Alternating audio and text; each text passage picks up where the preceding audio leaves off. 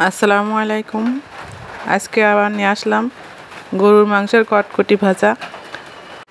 এর আগে আপনাদেরকে দেখিয়েছিলাম পাঙ্গাস মাছের কটকটি ভাজা, তাই আজ আবার নিয়ে আসলাম গরুর মাংসের কটকটি ভাজা। দেখলাম আপনাদের খুবই পছন্দ হয়েছে, তাই আর একটা রেসিপি নিয়ে চলে আসলাম। এজন্য আমি এইখানে বড় বড় 4 পিস গরুর মাংস নিয়েছি। মাংসের পিসগুলো আমি এবার ছোট ছোট করে কেটে নেব। দেখুন আমি এরকম করে সাইজ করে নিয়ে আসি, বেশি বড়ও না আবার বেশি ছোটও না, মাঝারি সাইজের পাতলা পাতলা করে কেটেছি যেন তাড়াতাড়ি সিদ্ধ হয়ে যায় মাংসগুলো। এবার আমি মাংসগুলো ম্যারিনেশন করব। এর জন্য আমি মাংসগুলো বাটিতে ঢেলে নিচ্ছি। আমি এইখানে গোটা মশলা নিয়েছি, গোলমরিচ, লবঙ্গ, ডালচিনি, এলাচ, জিরা ও জয়ত্রী। এগুলো আমি হালকা ভেজে গুঁড়ো করে নেব। এই মশলাগুলোই হচ্ছে গরম মশলার ভিতর ব্যবহার হবে। মাংস মাখানোর জন্য যে মশলাগুলো দেবো একে একে দিয়ে দেবো। এবার আমি দিচ্ছি এখানে আদা পেস্ট। এখানে 2 টেবিল চামচ আদা পেস্ট আছে। মশলাগুলো খুবই পাতলা করে ব্লেন্ডার করা, এই জন্য একটু পরিমাণে বেশি দেখা যাচ্ছে, কিন্তু ঘনত্বটা খুবই কম। তো এখানে রসুন বাটা দিয়ে দিলাম 2 টেবিল চামচ। এবার দিয়ে দেবো স্বাদ মতো লবণ, হলুদ, আর দিয়ে দেবো এখানে যে আগের থেকে মশলা গুঁড়ো করে রাখছিলাম এর অর্ধেকটা।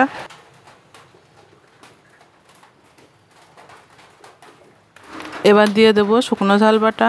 এখানে শুকনো ঝাল পরিমাণটা আমি একটু কমই দিচ্ছি, পরবর্তীতে আবার শুকনো ঝাল ব্যবহার হবে। এবার সমস্ত উপকরণ দিয়ে ভালোভাবে মাখিয়ে নেব।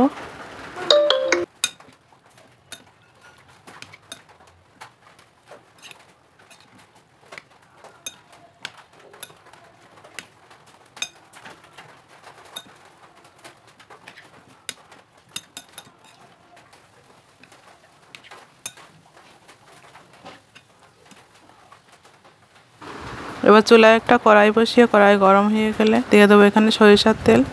সরিষার তেল দিয়ে আমি এখানে দিয়ে দিচ্ছি তেজপাতা দিয়ে আগে থেকে যে মাখানো মাংস ছিল সে মাংস দিয়ে দেবো। মাংস দিয়ে কিছুক্ষণ নাড়াচাড়া করে নেব। যখন মাংসগুলো তেলে পানি ছেড়ে দেবে তখন মাংসগুলো একটু শক্ত শক্ত আসবে। এই পর্যায়ে এসে আমি এখানে দিয়ে দেবো মাংস সিদ্ধ হওয়ার জন্য পরিমাণ মতো পানি দিয়ে আমি এখানে ঢাকনা দিয়ে ঢেকে দেবো মাংসের পানি শুকানো পর্যন্ত।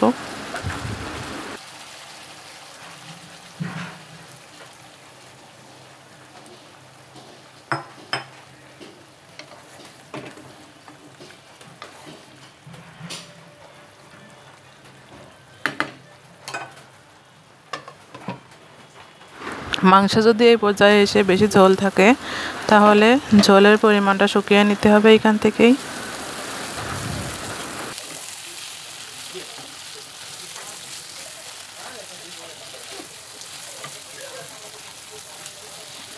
এবার আমি অন্য একটা কড়াই নিয়েছি, এখানে দিয়ে দিলাম পরিমাণ মতন সরিষার তেল। দিয়ে এখানে দেব শুকনো ঝাল ও কাঁচা ঝাল ছোট ছোট করে কেটে রেখেছিলাম। এবার দিয়ে দেবো এখানে আস্ত রসুনের কোয়া ও পেঁয়াজ কুচিগুলো একটু বড় বড় করে কাটতে হবে। এবার দিয়ে দিলাম কিউব করে রাখা আলুর পরিমাণটা আমি একটু বেশি নিয়েছি এখানে। এবার সমস্ত উপকরণ দিয়ে এটা ভাজতে থাকতে হবে। এবার দিয়ে দিতে হবে এখানে স্বাদ মতো লবণ ও হলুদ। এগুলো দিয়ে আবার অনবরত নাড়তে থাকতে হবে। আলুগুলো হাফ সিদ্ধ হওয়া পর্যন্ত ভাজতে থাকতে হবে।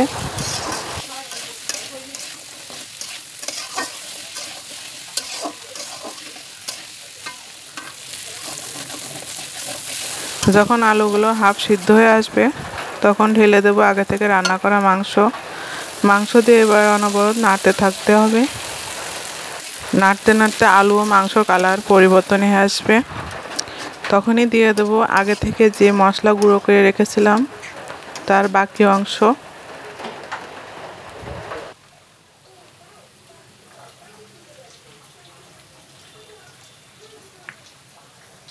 এবার দিয়ে দেবো এখানে চিলি ফ্লেক্স।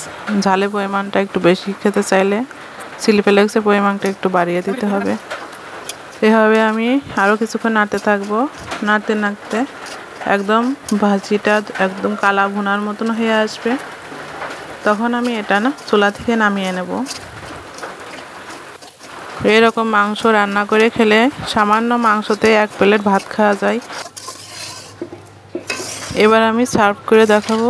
দেখুন খুবই সুন্দর একটা কালার এসেছে ভাজির। অসম্ভব মজার খেতে, এটা মনে হবে যেন আপনি কালা ভুনা খাচ্ছেন। এরকম মজার মজার রেসিপি পেতে চ্যানেলটিতে সাবস্ক্রাইব করুন ও একটি লাইক দিয়ে পাশে থাকুন। আসসালামু আলাইকুম।